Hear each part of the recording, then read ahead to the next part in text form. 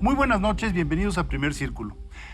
Si usted ve las ciudades de nuestro país, va a llegar a la conclusión de que aparentemente los efectos de la pandemia pasaron y que ya podemos llevar una vida normal, pero no es así. Hay algunas heridas muy graves que vamos a tener que reparar. Y una de ellas, quizá la más profunda, es la educación. Los días que se perdieron de clase, los aprendizajes que no se pudieron impartir de manera cabal a través de la vía digital y una serie de cuestiones que han provocado realmente un replanteamiento de lo que debemos de hacer con el aparato educativo. Y es por ello que hemos invitado el día de hoy a hablar de ello, de la reparación, y hemos invitado a un especialista, Daniel Hernández, quien conoce muy a fondo desde hace muchos años el sistema educativo y que sabemos está preocupado por las consecuencias que han ido encontrando a lo largo de los últimos meses, ¿no? ¿Cómo la ves? Muchas gracias, Federico. Qué gusto verte. Gracias, Carlos. Yo creo que hay tres dimensiones que hay que tener clarísimas. Una, la que tú señalas, la pérdida de aprendizajes. Recientemente salió un trabajo de colegas muy apreciados, Patrinos y Vanegas, creo que se llama ella. Y ellos hicieron un estudio en todo el mundo. Hay un trabajo de México, uno solo. Y de esos 35 trabajos, la primera pregunta que se hacen es ¿cómo medimos la pérdida de aprendizajes? Porque no es una pregunta menor, es una pregunta bastante complicada. Entonces, solamente en 35 estudios tuvieron datos antes de la pandemia y después de la pandemia de grupos de las mismas personas para saber cómo estaban antes y después. La conclusión que obtienen es que en el mundo, en promedio, se perdió medio año de estudios. México, desafortunadamente, el estudio que tenemos, que es de los estados del sureste, Campeche, Yucatán, del sur, Campeche, Yucatán, Quintana Roo, la pérdida es como del doble. Entonces, no quiero pensar que perdimos un año, pero por lo menos medio año perdimos. Porque hay que decirlo, fue uno de los países que más tiempo estuvieron cerradas las escuelas. Sí, el promedio en el mundo, las escuelas estuvieron cerradas 15 semanas, 4 meses. En México, el estudio se hizo ya con 48 semanas cerrados. Eso es prácticamente un año y medio. Casi un año. No son 56 semanas, un año. Es un año lo que cerraron. Cuando hicieron el estudio, el cierre fue de un año y medio, básicamente. El segundo parámetro es que los estudiantes se desconectaron de la escuela, ¿no? Sí. Y todo mundo tuvo un rompimiento de lo que era la trayectoria natural de estas cosas. ¿Qué tenemos? La parte más afectada es lo que se llama el bachillerato, la educación media superior, lo que pasa después de la secundaria. Y ahí hemos estimado que entre 2018-19, antes de la pandemia, y el año, este ciclo escolar que estamos corriendo ahorita, que está por terminar en unos 2 meses y medio, se perdieron más de 360,000 estudiantes. ¿Qué son 360,000 estudiantes? Nada más, Federico, tú conoces bien los CONALEPs, ¿no? Los CONALEPs son esas escuelas técnicas para los jóvenes mexicanos. Bueno, imagínate que cerramos todos los CONALEPs. Todos los CONALEPs. Esa es la cobertura del CONALEP. Esa es la cobertura del CONALEP, 360,000 estudiantes, un poquito más o menos eso. Perdimos. Eso fue lo que perdimos. La tercera dimensión es que no estamos haciendo lo que necesitamos hacer. La pandemia nos desnudó. Sabíamos todos los problemas que teníamos, pero nos desnudaron ahora sí que con brutalidad. Sí. Imagínate que tú perdiste medio año de escuela. Siendo muy optimistas. Medio año de aprendizajes. De aprendizajes, ¿no? Lo que quiere decir es que si tú cerraste 4 meses, perdiste medio año. O sea, no solamente perdiste esos 4 meses que estuvo cerrada la escuela, sino que perdiste adicionalmente aprendizajes que tenías para atrás. Eso es lo simpático y lo malo del aprendizaje, que no es para siempre. Entonces, tienes este tipo de fenómeno. Y entonces tú empiezas el ciclo escolar como empezamos ahora, más o menos con presencialidad en buena parte de las escuelas mexicanas. Y entonces tienes que ir avanzando sobre lo que tienen que aprender los jóvenes, pero a su vez liberando tiempo para que puedas tú como maestro recuperar esos 6 meses de aprendizajes que se perdieron. Eso es una tarea que el sistema educativo no está preparado. Y para colmo, el sistema educativo se involucra y se distrae en una revisión curricular que no tiene destino. En lugar de decir, a ver, pospongamos esto para mejor ocasión, atendamos, aboquémonos a esto. Limpiemos el currículo de lo que sobra mucho. Sobrar para reparar. Sobrar para reparar, exactamente. Para tener tiempo Y atender lo porque tú otro, nada más claro. tienes 6 horas diarias con los niños en las escuelas. Y en el mejor de los casos, si tienes escuelas de tiempo completo, tendrás 7, ¿no? Que además cerraron el programa, pero si lo vuelven a echar a andar, tendrás 7. ¿Qué vas a hacer con ese tiempo? No hay más que sé. No, Y hay no, que no. ponerlo un poco, a lo mejor es dramático, pero hay que decirlo. Para un muchacho de segundo de primaria que perdió medio año de escuela, es no saber leer y escribir. Básicamente es saber escribir muy poquito. Exacto. Y ya está. Y además, no es que fuéramos un país como Eslovaquia o Eslovenia o Finlandia, perdón que hable de esos países raros, pero son los de mejor Claro. desempeño en el mundo, ¿no?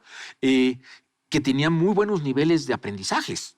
Somos un país que en la comparación mundial estamos en los últimos lugares. Bueno, salió hace poco el último estudio de la OECD, 2018, prepandémico, este gobierno, y estamos en penúltimo lugar. Entre Solo los países de la OECD. No, Sí. entre todos los que participan, solo está debajo de nosotros Colombia. Bueno, ese es el nivel que tenemos. Entonces, no es que estuviéramos muy bien, teníamos ya muchos rezagos. Entonces tú dices, bueno, perdimos.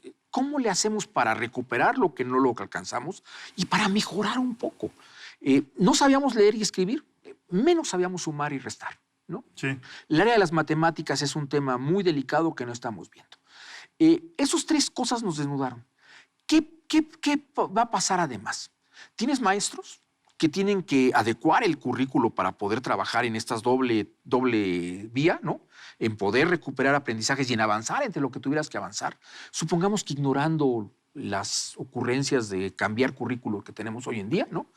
Pero ellos tampoco saben cómo hacerlo porque tenemos un proceso académico muy centralizado. Es un vicio del sistema educativo mexicano, el centralismo brutal que tenemos. Y por otro lado, maestros que tienen 3 o 4 años sin tener la oportunidad de un proceso de formación continua, porque se cerró la formación continua docente. Ya no digamos de inicial, esa sigue, ¿no? Pero la continua, que es la que permite actualizar a los maestros para que sean mejores maestros, no ha tenido avance en los últimos 4 años, más o menos. Hemos estado atorados en ese tema. Ahora, algo que a mí desde hace muchos años me preocupa de manera muy, muy particular es la deserción de las mujeres en un país donde ya tenemos paridad de género en el legislativo. Pues venimos arrastrando un fenómeno de retención de las niñas, mujercitas, que salen del aparato educativo para cumplir funciones del hogar. Y es conocido, y seguramente tú lo sabes mejor que yo, que al retirar a la niña de la escuela, lo grave es que estás también condenando a la próxima generación que va a tener una madre menos letrada de la que pudo haber tenido. ¿Hay datos de qué ocurrió durante la pandemia? Sí, déjame decirte, primero, la paridad de género en la escuela, en la educación, se alcanzó, y fíjense el dato, en 2010. O sea, no ¿A es, qué nivel estamos hablando? es de secundaria. Que la matrícula de secundaria Ajá. de hombres y de mujeres fuera igualitaria se alcanzó en 2010. O sea, estamos hablando de un fenómeno que tiene una década. Sí. O sea, tampoco es una cosa que alcanzamos hace 40 años. No, es muy reciente. Luego, si quieren, un día platicamos de qué, Sí. de qué fue lo que logró esto. Esa paridad en media superior sí, existe desde siempre porque como era un nivel educativo medio selectivo, ¿no? Pues llegaban gentes con talento y más o menos las chicas podían participar igual. Lo que sí hemos aprendido, Federico, es que el abandono escolar es más de hombres que de mujeres. Y en este momento yo te diría que la tasa de abandono escolar de los jóvenes respecto a la tasa de abandono escolar de las mujeres es como 20% más alta de los hombres que la de las mujeres. Las mujeres prácticamente su abandono no se movió. El que se movió fue el de los varones. Ahora, este dato que te dije de que está cayendo la matrícula de la media superior como en 370,000, 370,000 estudiantes, no es, afortunadamente, que hayan dejado de estudiar los que estaban ya en el bachillerato, sino lo que sucedió, que no habíamos visto en la historia de México, es que los jóvenes que terminaban secundaria ya no están transitando a la educación media superior. Ahí fue donde, si lo que tenemos es un fenómeno de falta de tránsito de jóvenes de secundaria a la educación media superior. Eso es muy delicado. Muy delicado. Porque lo que estás es frenando la trayectoria educativa de los jóvenes. Pues lo del abandono, pues más o menos sabíamos que existía, pero no habíamos visto esto. Quiere decir que se rompió el trenecito que permitía que esto funcionara. ¿Por qué se rompió? Pues se cerraron las escuelas, ¿no? ¿Cómo lograbas que los jóvenes pasaran de secundaria a media superior? No tenemos orientación educativa, tú lo sabes bien, y Carlos lo ha vivido desde la educación superior. No tenemos orientación educativa, ¿no? En México eso no es un tema. Entonces, los jóvenes que terminaban secundaria necesitaban que los directores de las preparatorias cercanas a sus planteles fueran a invitarlos a entrar. ¿Sí? Que se engancharan. Los con el engancharan. Acuérdate próximo que paso. 6 de cada 10 papás y mamás de niños en educación media superior nunca llegaron a la educación media superior. O sea, para ellos la educación media superior es, ¿y eso qué es? ¿No? Yo estudié secundaria y era lo que me tocaba. Entonces, eso se rompió. Y ese es un fenómeno que no estamos entendiendo. Entonces, tenemos una matrícula que se cae por la pandemia. No son las razones típicas del abandono escolar, sino es el tránsito que no estamos viendo. Es un tema de recuperación de aprendizajes que el sistema educativo mexicano no está preparado para enfrentar.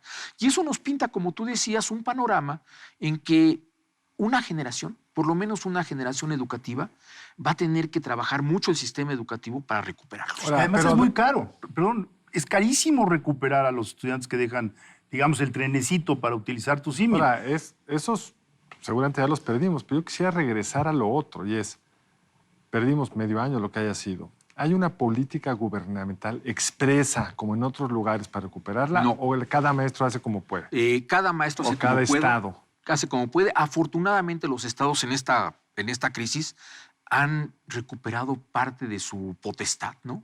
Y hay estados que están haciendo cosas muy interesantes. Querétaro, Guanajuato, Chihuahua, Nuevo León. Déjame darte el ejemplo de Nuevo León. El TEC de Monterrey, a través de un programa, tiene a sus jóvenes de profesional, los que están estudiando profesional, dando tutorías a jóvenes de bachilleratos de bajos ingresos, de prepas públicas de Monterrey, Linares, toda la zona del estado. Así bueno, nació el CCH. As- Yo estaba en la universidad. Vamos a apoyarlos, exactamente, ¿no? Ahora, ¿esto qué permite? Tú lo dijiste, es muy caro. En un proceso de 5 semanas, recuperas más o menos como un 30% de lo perdido. 5 semanas. De los conocimientos De los perdidos. conocimientos perdidos. Ahora, estos amigos, además están, estos jóvenes que requieren las tutorías, de 60 puntos máximos que puedes tener, andan en 30. Son los que tenían ya rezagos históricos, ¿no? Sí. Entonces, recuperar esos casi 40 puntos, lo que te va a llevar son 5 semanas por 4, estás hablando de 20 y tantas semanas. Es un semestre completo de trabajo para medio recuperar lo que tienes. Se puede, lo que te demuestra es Claro. que hay efectividad, pero eso cuesta tener una plataforma, cuesta tener formación para los jóvenes que quieren ser tutores, cuesta tener, como tú dijiste, maestros que estén atrás de estos jóvenes para poder dar, o pagar sueldos de maestros, que son 2 horas diarias. Es que creo que fue lo que hizo el estado de Querétaro. Tiene un programa paralelo precisamente para ir supliendo las carencias que se... Nos queda muy poco Ah, tiempo. vale. Daniel. ¿Pasó lo mismo de media superior a universitario? En las universidades, afortunadamente, no se vio el impacto el año pasado. En desafortunadamente, empieza a verse una caída de nuevos ingresos, lo que puede ser el trenecito, ¿no? Que se te cortó el trenecito, en los subsistemas más frágiles públicos. Los tecnológicos, las unidades tecnológicas, las unidades politécnicas. Las unidades autónomas parece que sortearon más o menos bien eso. Pues con esto voy a tener que interrumpir porque desgraciadamente el tiempo es una guillotina. Por supuesto, En les el agradezco sistema muchísimo. educativo y aquí también. Prométenos que nos regresas. Yo A este encantado programa, de la ¿no? vida de estar con ustedes, Darle Federico, con Carlos, como continuidad. siempre. Por supuesto. Nos vemos la próxima aquí en Primer Círculo. Gracias, Daniel. Muchas gracias a ti, Carlos. Nos vemos lunes entrante, aquí, Primer Círculo.